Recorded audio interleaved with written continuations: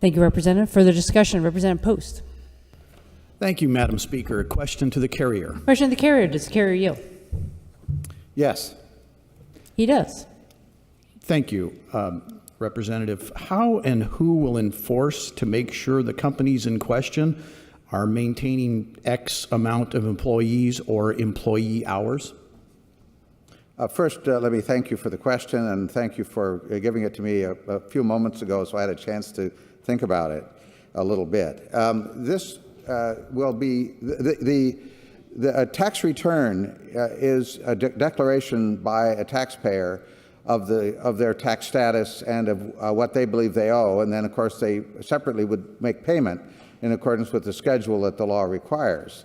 If the Department of Revenue audits the tax return, they may ask the taxpayer to demonstrate that the information on the tax return is true and accurate, and they may also determine whether the information contained in the tax return actually leads to the tax result that the taxpayer claims it does. Sometimes it doesn't.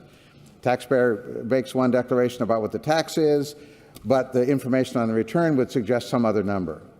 So the short answer, I'm trying to give you the long one, but the short answer to the question is that it would be done by audit, and the taxpayer at that point would have the opportunity to demonstrate that the taxpayer fit into the industries that are allowed under the bill, and that they had the required number of employees for the required period of time, along with whatever else the law requires in order to get that particular special tax consideration.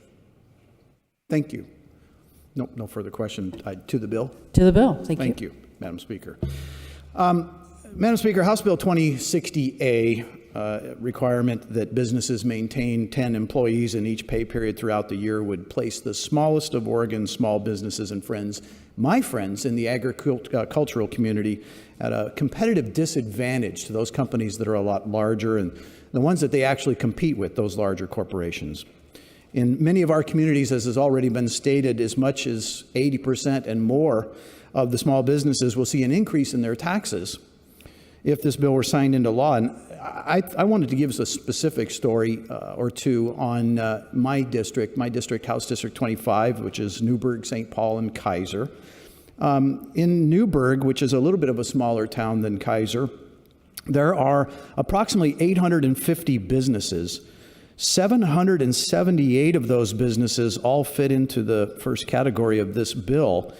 And that's 91% of the businesses in just one town. One of those companies that I heard from just last night and spoke to, his name is Rick. He owns Western Helicopter Services in Newburgh. And he was very, very, very concerned. And he asked me to do whatever I could do. And I said, I'll speak about you, Rick. I'll talk about your business, Western Helicopter Services in Newburgh. It means a lot for him to try to stay in business. And he's very concerned. Another is just outside of Newburgh, not quite into St. Paul, which St. Paul being all 322 people, the Gooding Farms in St. Paul, which was established, I didn't know this till Kay Gooding this morning told me that their farm was established in 1894, the fourth generation, and she is very concerned about this when she read the bill last night.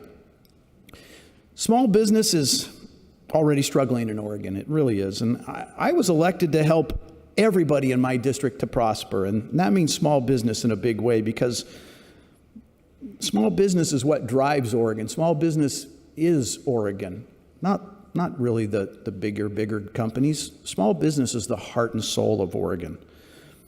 Now, beside the potential questionable constitutional issues here, this bill just plain hurts those who can't defend themselves, because right now they're stuck. They're not even watching us. They're stuck at their small business today, grinding it out, trying to survive. Small businesses here in Oregon don't need more opposing forces in their struggles to stay viable and provide for their families. And so therefore, Madam Speaker, I strongly urge a no on House Bill 2060A. Thank you. Thank you, Representative. Further discussion?